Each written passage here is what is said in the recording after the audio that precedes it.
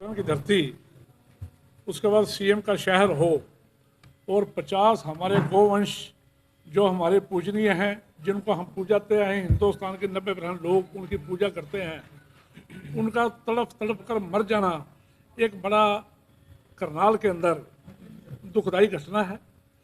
लेकिन वो बड़ा अफसोस है कि उसके 5 दिन के बाद भी, 7 दिन के बाद भी हमारे करनाल के मुख्यमंत्री जो भाजपा से हैं, विधायक हैं करनाल से, और गोरुंडा भी उसमें पड़ता है, फूसकर गोरुंडे में पड़ता है, और वहाँ के विधायक ने एक बार भी सुध ले ली कि 50 गौवंश तड़फ तड़फ के मर गए। एक बहुत बड़ा, मैं घपला तो नहीं कहता, अनकहली कहता हूँ, घटित हुई है, जिसकी वजह से हमारी गौ माता, हमारे गौवंश तड़फ तड़फ के मरे। इसके लिए मैं 3 आदमियों को जिम्मेवार ठहराता हूँ।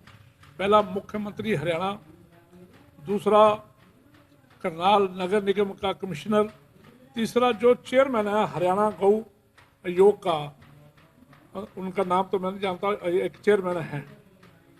तीनों इस बात के जिम्मेवार हैं। ये इत्तफाकिया हत्या नहीं है, ये इत्तफाकिया गौवंश जो मरी है इत्तफाकिया नहीं है, ये साजिशन है। साजिशन, इनकी पूरी इंक्वायरी होनी चाहिए। और दूसरा, कई बातें पिछले 4 दिनों में जो उजागर हुई है, उस दिन वहाँ के प्रबंधक बोल रहे थे भाई 2500 के करीब गौवंश यहाँ ठहरा हुआ है, जगह की तंगी है। लेकिन अफसोस इस बात की, कल कमिश्नर महोदय वहाँ गए, वहाँ गिनती कराई गई तो गौवंश 954 निकले, जबकि 2500 का वो दिखाया जाता है।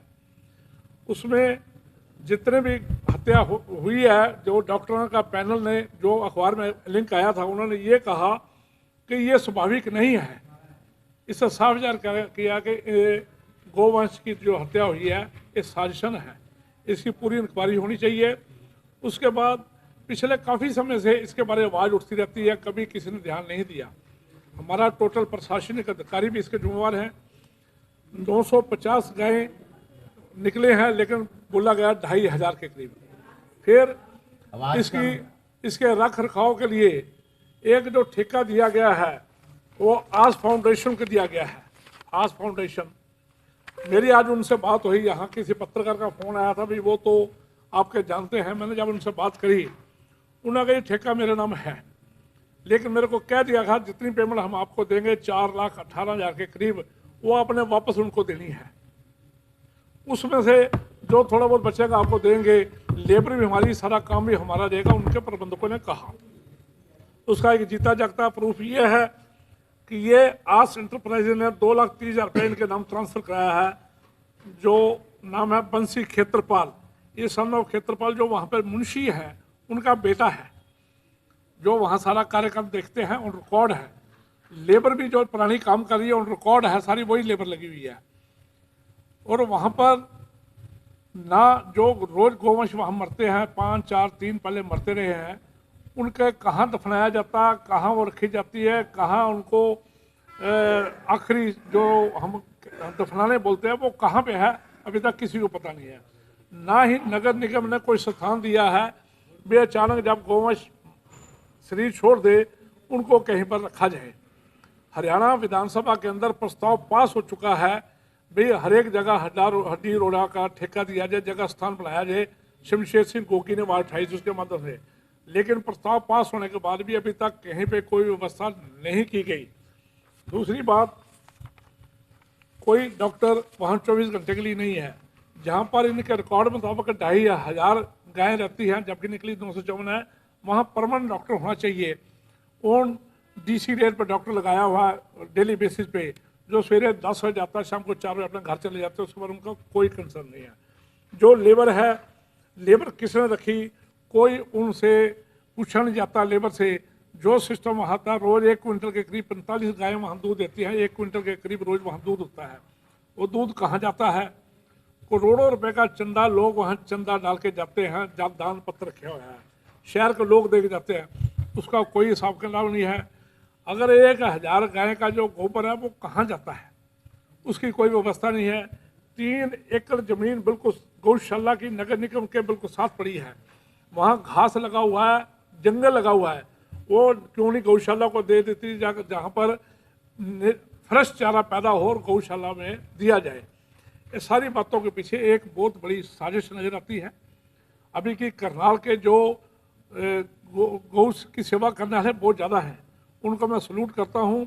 जो हमेशा लगे रहते हैं गौशाला की सेवा करने के लिए, लेकिन उसके बावजूद जो प्रबंधक हैं उनमें कोई ना कमी है। तो सबसे बड़ी कमी हमारे प्रशासनिक अधिकारियों की है, मुख्यमंत्री महोदय की है, जो गांव माता के नाम पे वोट तो लेते हैं लेकिन उनकी देख रेख नहीं करते।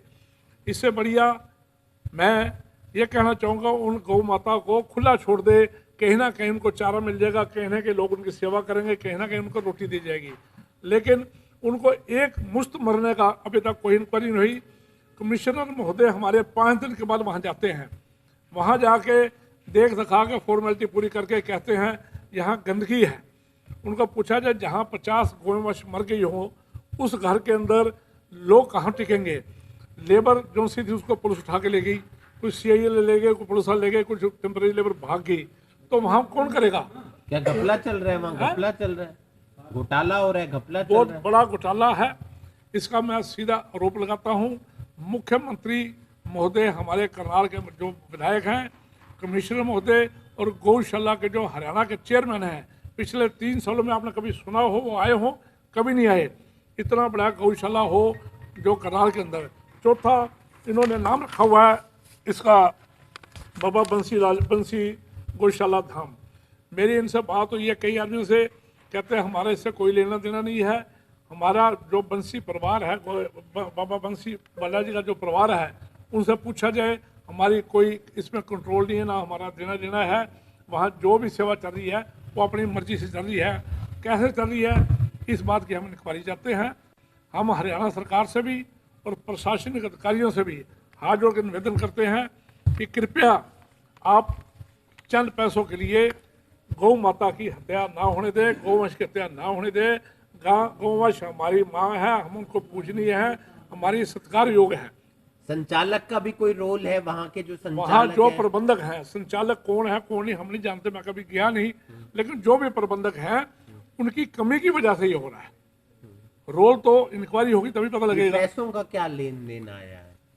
पैसे 950 गाय हैं और 2800 का बिल बना। पैसे ऐसा है कि 2 नवंबर 2022 में एक फर्म को ठेका दिया गया 4.25 लाख रुपए में। वो 4.25 दिया था, 4,18,000 रुपये उन्होंने उसको दिया। कुछ GST काट के 3,93,000 के करीब उनको मिला है। लेकिन पहले तय हो चुका था भी पैसे वापस हमारे अकाउंट में आने चाहिए। वापस क्यों आए? भी हम करेंगे काम, आपको तो सिर्फ नाम के तौर पर रखा है। और ये रिकॉर्डेड बात है। बंसी क्षेत्रपाल कौन है? सनपाल क्षेत्रपाल जो वहाँ मुंशी हैं। तो पैसे आए कितने अकाउंट में? 93,000 और भी आए हैं। ये तो एक ही मेरे हाथ में लगा है।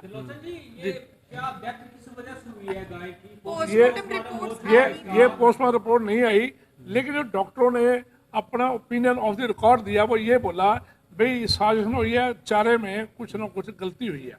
और जो ये कंपनी है जिसको ठेका दिया गया है, चारा ये नहीं देते, चारा वहाँ के प्रबंधक लाते हैं। क्या ये कोई 60 गांठ चल रही थी कि ले लो ठेका ले लो, उसके बाद 50,000 हमारे हो जाएंगे, 70,000 आपके हो जाएंगे, इस तरीके से कुछ? मैं ये कहता हूँ ये इंक्वायरी होनी चाहिए। ये बाबा बंसी लाल जी के ये वहाँ के प्रबंधक हैं, आप नाम पढ़ सकते हो, राजेश बंसल शायद लिखा हुआ है, ठीक है। ये लेटर धीमी है, इसमें लिख दिया गया है भी ये कंपनी बहुत बढ़िया काम कर रही है और पैसे तब मिलते हैं जब सेटिस्फेक्शन सर्टिफिकेट दिया जाता है। 5 महीने सेटिस्फेक्शन सर्टिफिकेट देने के बाद पेमेंट होती है। इससे पहले भी होती रही है। ये तो 2 महीने से आया, चलो मान लेते हैं 2 महीने से आया।